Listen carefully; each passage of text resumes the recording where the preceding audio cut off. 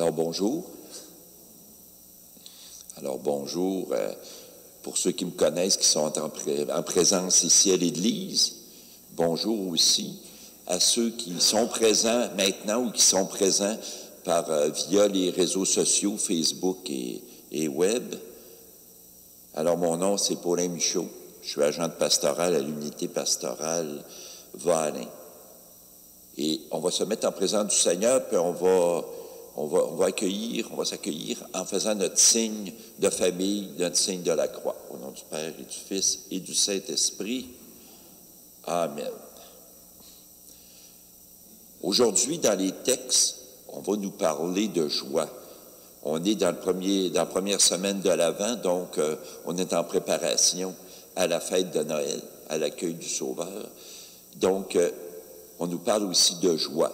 On vous parle aussi de liens que Jésus va être la descendance de David et on dit que ça va être un changement radical dans notre monde. Par contre, ce que je veux peut-être comme intention, on pourrait penser pour ceux qui c'est pas facile. Aujourd'hui, on va parler de joie, mais il y en a pour qui que la préparation à la fête de Noël, c'est pas jojo, hein? Puis surtout qui vivent des moments difficiles avec l'inflation et tout ça qui s'ajoute. Donc, il y a des familles qui n'arrachent. Alors, on va penser à eux autres aussi, là, à toutes ces familles-là, là, quand même, qui en arrachaient avant, qui étaient juste, comme on dit, sur la ligne, mais maintenant, avec l'inflation, sont rendus qui sont plus capables d'arriver parce qu'on dit que dans les banques alimentaires, il y a 25% de ceux qui, comme on dit, qui ont accès, ce sont des travailleurs qui sont pas capables de terminer leur fin de mois, qui n'ont plus d'argent pour la fin du mois. Des travailleurs, comme on dit, au salaire minimum. Alors, c'est quand même pas rien, ces choses-là. Puis on dit que dans l'assurance chômage, il y aurait seulement 40% des travailleurs, des prestataires, qui ont le droit d'en retirer. Alors, il y en a pour qui c'est pas jojo. Puis on va prier aussi. Puis on va penser aussi à ceux qui leur viennent en aide. Puis ceux qui essayent, comme on dit, qui vont essayer de leur faire passer un Noël à la famille un peu plus joyeux. On peut penser au comité, comme on dit, aux conférences Saint-Vincent-de-Paul. On peut penser aussi au groupe de sécurité alimentaire. Puis il y en a bien d'autres donc, qui travaillent vraiment d'arrache-pied pour permettre à plus de personnes de passer un Noël, à ces familles-là qui en arrachent, de passer peut-être un Noël un peu plus joyeux, puis d'être capable de subvenir à leurs besoins durant cette période. Alors, on va se mettre en présence du Seigneur pour cette célébration.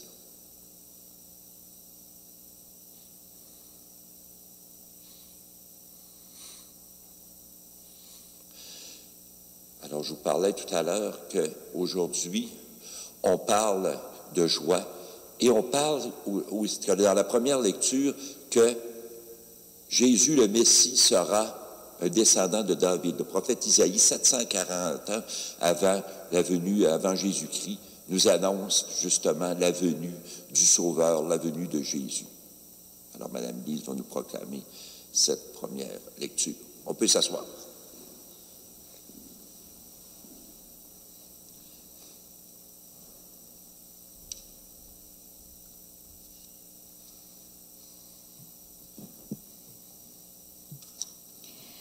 Lecture du livre du prophète Isaïe.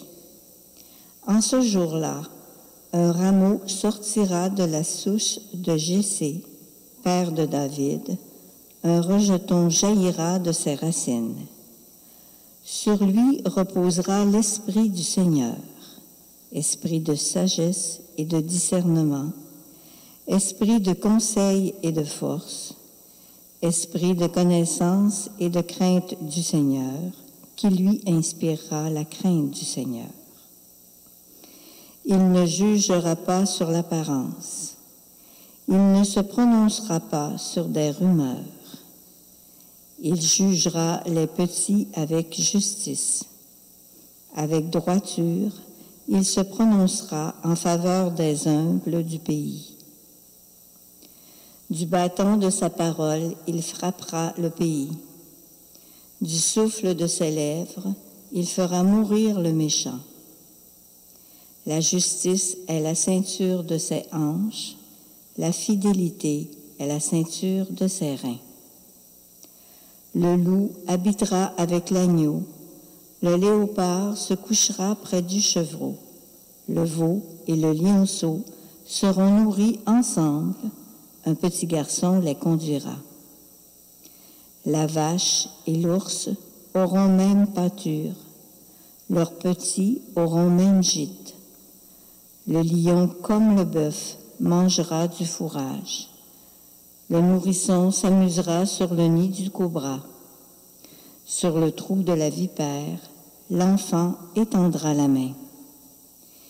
Il n'y aura plus de mal ni de corruption sur toute ma montagne sainte, car la connaissance du Seigneur remplira le pays comme les eaux recouvrent le fond de la mer.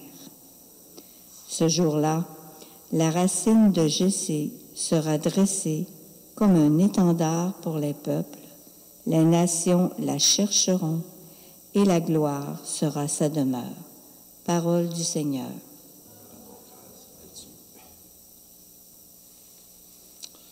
Alors, merci, Mme Lise. Alors, quand on entend cette première lecture-là, on regarde que Jésus, qu'on annonce la venue d'un Messie qui va sauver, un Messie qui, comme on dit, et on dit en faveur des humbles. Dieu a toujours gardé, je dirais, il était très cohérent avec ses choix. David, qui est le plus grand roi des Juifs, on dit que même le Messie, Jésus, sera sa descendance. Pourtant, parce que David, sur le drapeau d'Israël, c'est l'étoile en plein milieu, tu as un drapeau blanc avec l'étoile de David. Donc, David a été quelqu'un qui a été, on peut dire, le serviteur de Dieu, le plus grand roi. Mais pourtant, David a été choisi, c'était un paysan. C'était un berger, un fils de berger, fils de Jessé qui était un berger. C'était pas un riche, non. Ben, c'est choisi vraiment son plus grand serviteur pour conduire son peuple, parce que durant ce temps-là, le peuple d'Israël, le roi était vraiment celui qui dirigeait le peuple, que ce soit au niveau civil et religieux, là, hein. C'était vraiment, des deux côtés, c'était, on pourrait dire, le serviteur de Dieu. C'était pas juste du côté civil, mais religieux aussi, là, il était très impliqué. Alors, on voit que Dieu a toujours été cohérent dans ses choix auprès des petits et des humbles. Alors, on va écouter un chant qui s'appelle la Ballade de David de Noël Colombier, où on raconte un peu, David raconte un peu sa vie, un peu avec ses hauts et ses bas, puis sa proximité avec Dieu.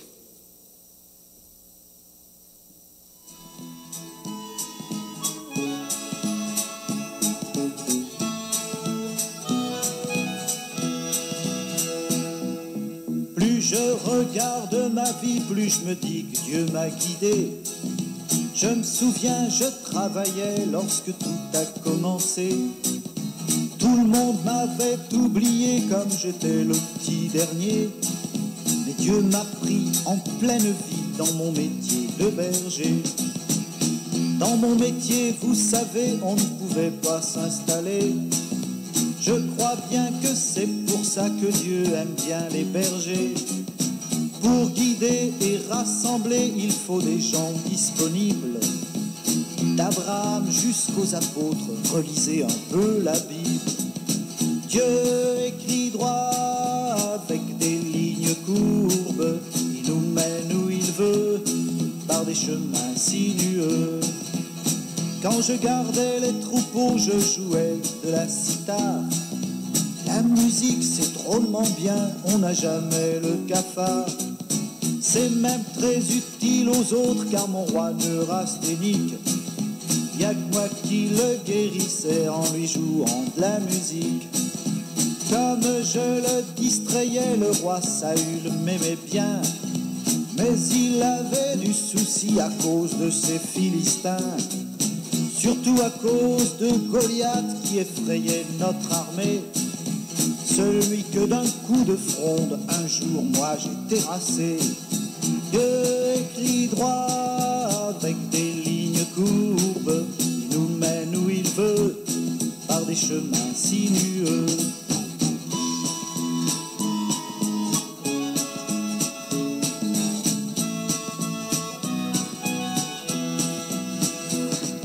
J'ai succédé à Saül et je me suis bien installé.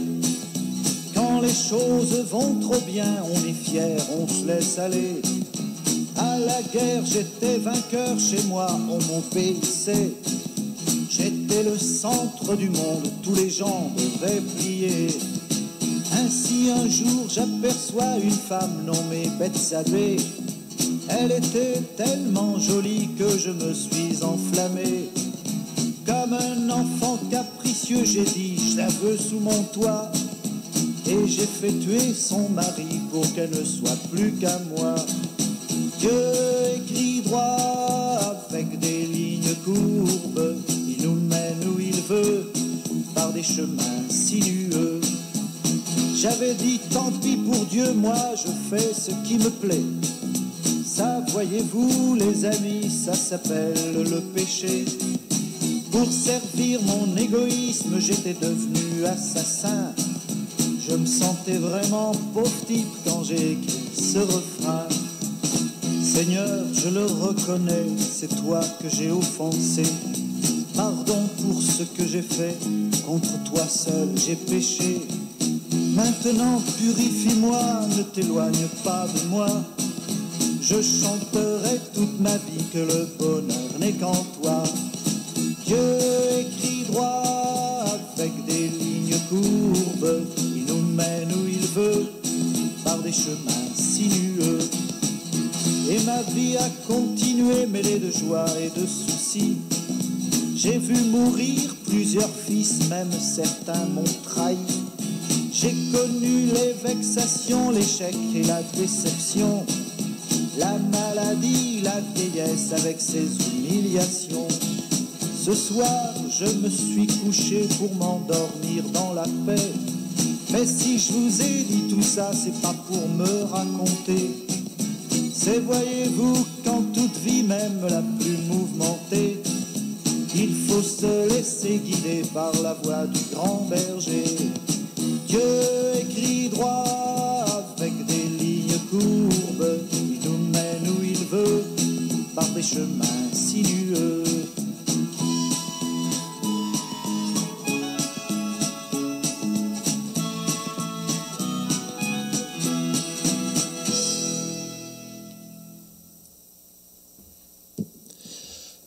C'est un chant qui, je pense qu'il parle beaucoup. Hein? On voit que David, là, c'est un chant qui est quand même, comme on dit, là, qui est très entraînant, mais qui nous présente David aussi, dans la ballade de David, que David est un grand roi, a été celui qui a été très fidèle à Dieu, mais en même temps, il était, ce qui est peut-être rassurant, c'est qu'il n'était pas parfait. On a vu à un moment donné qu'il y en a même des fautes qui étaient assez graves. Hein? Comme on dit, il a tripé sur une femme, il a trouvé super belle, il a fait tuer son mari pour l'avoir pour lui tout seul. Fait que c'était quand même pas rien, sauf que David a reconnu ses fautes. Quand le prophète Nathan est venu lui dire, ce que tu as fait, là, c'est grave, là, il a reconnu ses fautes. Et je pense que c'est ça un petit peu, reconnaître qu'on n'est pas parfait et qu'on a besoin du Seigneur. Même le grand roi David l'a reconnu. Il a reconnu ses pauvretés. Dieu l'a choisi. Quand on dit Dieu écrit droit avec des lignes courbes, ça veut dire que les visions de Dieu, des fois, il nous surprend tout le temps. Hein? On pense de le voir de telle façon, l'Esprit Saint, et toujours, des fois, il nous surprend toujours dans notre manière, comme on dit, dans notre manière d'agir, dans notre manière, je mets de nous parler, puis peut-être de nous inspirer. Des fois, Dieu, hein, il est cachetier, puis des fois, l'Esprit Saint, des fois, là, on dirait qu'il prend plaisir là, à nous déstabiliser.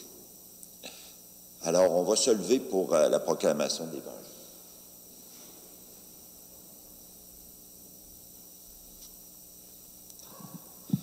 Alors, pour ceux qui ont le prié en Église, on va réciter l'acclamation. Alléluia, Alléluia. C'est moi qui vous ai choisi afin que vous alliez et que vous portiez du fruit, que votre fruit demeure, dit le Seigneur. Alléluia.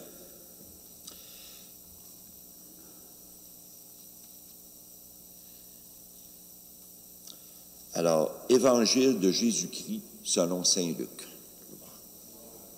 Alors, en espérant que ce sera une bonne nouvelle pour nous. Alors même, Jésus exulta de joie sous l'action de l'Esprit Saint et dit, « Père, Seigneur du ciel et de la terre, je proclame ta louange, car ce que tu as caché aux sages et aux savants, tu l'as révélé aux tout petits. Oui, Père, tu l'as voulu ainsi dans ta bienveillance. Tout m'a été remis par mon Père.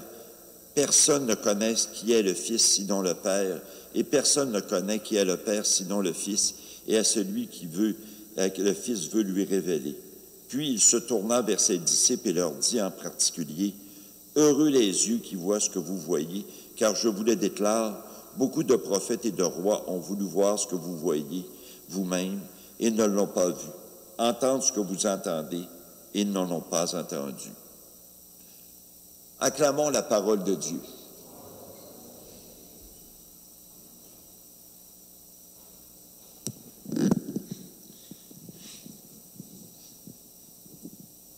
Je vous disais tout à l'heure que Dieu a toujours été cohérent avec les choix de personnes, on pourrait dire importantes, là, qui ont dirigé le peuple.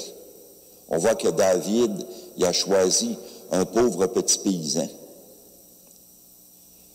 Et Jésus qui proclame que vraiment ceux qui l'ont accueilli, ça a été plus les petits. Ça a été les petits. Ben, on parle des pauvres. J'aimerais mieux parler des personnes au cœur de pauvres. On se prépare à la fête de Noël. C'est avec quel cœur qu'on va se préparer pour accueillir Jésus, pour accueillir le Messie.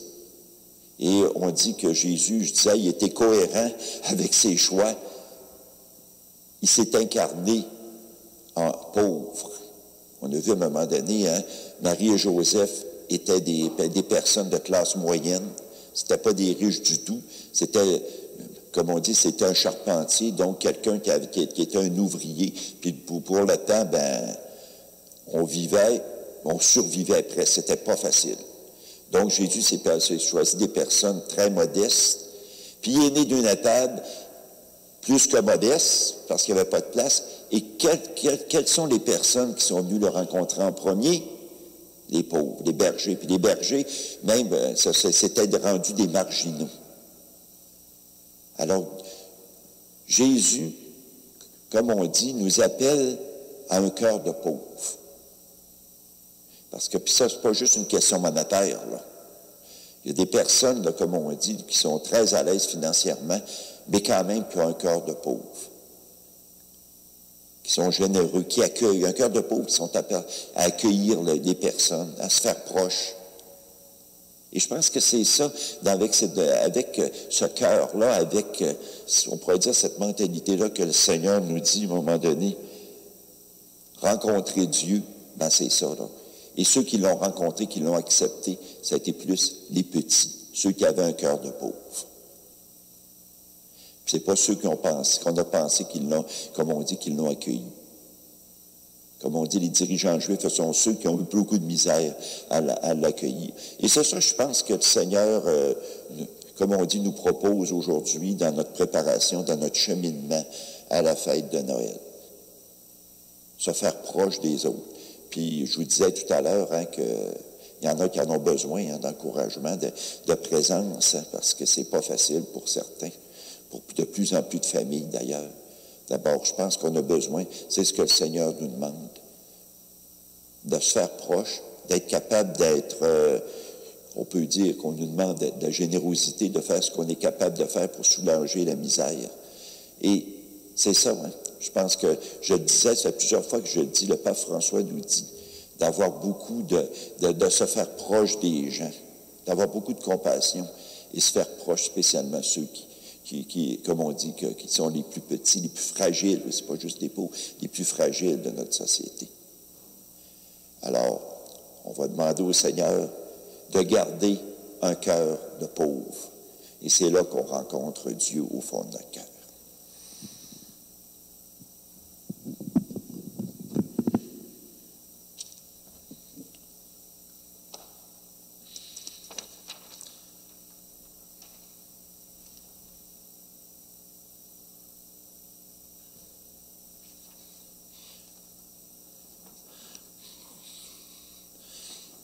Avant de passer à la communion, j'ai pensé, comme prière de louange et de prière de réflexion, j'ai trouvé un petit texte de Christine Rimbaud qui s'intitule « Heureux es-tu ». Et je pense qu'il va vraiment dans le sens là, hein, de l'humilité, du cœur de pauvre. Si tu sais te dépouiller de toi humblement, si tu apprends à te libérer de ton orgueil et vivre en pauvreté, si tu désires partager et donner sans calcul, je te le dis, heureux es-tu. Si tu travailles ton cœur pour y faire grandir la paix, si tu le délivres de tes peurs qui engendrent conflits et violence, si tu oses croire que le pardon offert élargit ton cœur et t'ouvre à l'accueil, je te le dis, heureux es-tu. Si les larmes de la détresse inondent ton visage, si tu laisses jaillir du fond de ton abîme un cri d'espérance, si tu acceptes de te battre pour que vive la justice et la vérité, je te le dis, heureux es-tu. Quand on parle de justice, à la première lecture nous le dit, on dit un Dieu, comme on dit, qui est juste, qui demande qu'on soit des personnes et qui a épris de justice et de paix.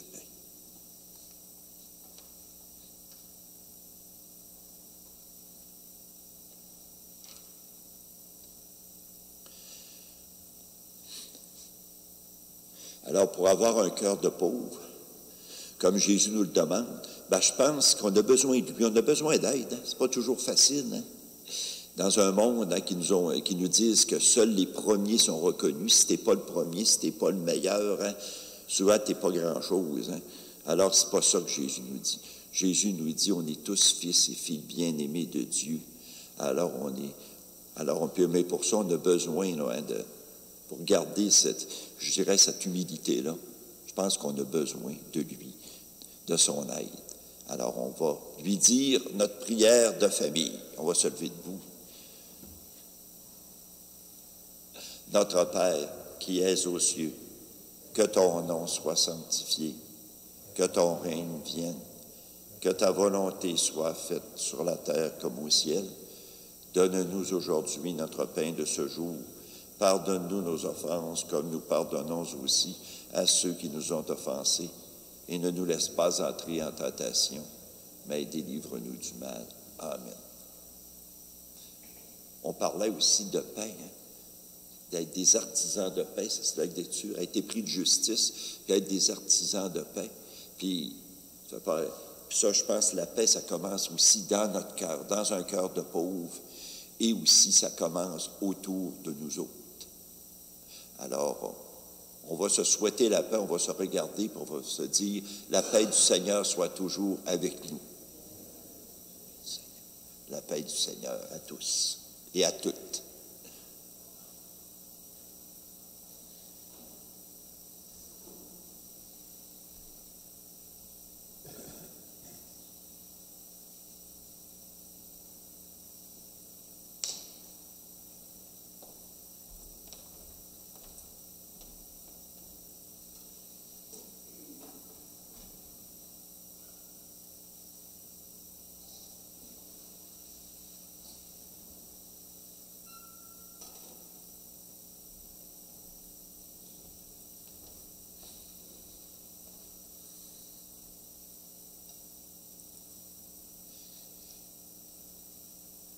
Alors, on va se préparer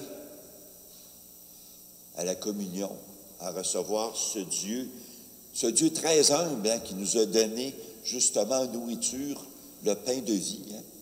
Nourriture très humble, hein, le pain qui est la base de la nourriture. Il a continué, comme on dit, d'agir comme une personne humble et pauvre, même lorsqu'il se donne à nous autres. Ça fait qu'il a été cohérent toute sa vie, là, le Dieu, ce Dieu de Jésus-Christ, là. Et on va aussi prier aussi pour ceux aujourd'hui qui vont communier spirituellement. Parce que pour vous autres ici, vous allez communier, comme on dit, avec l'hostie consacrée. Mais pour ceux qui sont à la maison, ça va être de manière spirituelle. Seigneur Jésus, au moment de te recevoir spirituellement à ma résidence ou sacramentellement à mon Église, je veux te dire cette prière. Aide-moi à vouloir garder ta parole en moi comme un beau trésor Donne-moi la faim toujours plus grande de ta lumière, et par ta venue en moi, viens semer des fruits qui te ressemblent, des fruits de paix, de force, de confiance, des fruits de réponse de plus en plus grande à ton amour. Il faut ça, je pense, il faut avoir un cœur de pauvre. Et c'est ce que je te demande pour moi, Seigneur. Je te le demande pour tous et toutes. Amen.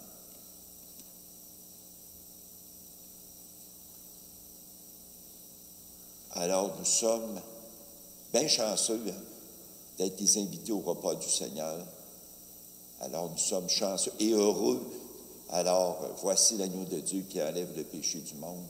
Seigneur, je ne suis pas digne de te recevoir, mais dis seulement une parole et je serai guéri.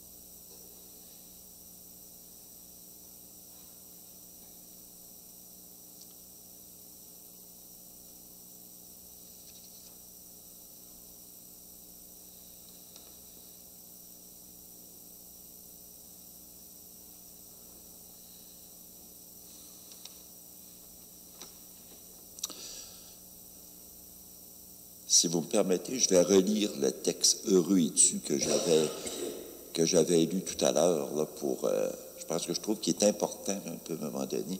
Qu'est-ce qu'il demande qui va très bien aussi avec notre préparation à la fête de Noël, la préparation de notre cœur. Si tu sais te dépouiller de toi humblement, si tu apprends à te libérer de ton orgueil et vivre en pauvreté, si tu désires partager et donner sans calcul, je te le dis, heureux es-tu. Si tu travailles ton cœur pour y faire grandir la paix, si tu le délivres de tes peurs qui engendrent conflits et violence, si tu oses croire que le pardon offert élargit ton cœur et t'ouvre à l'accueil, je te le dis, heureux es-tu.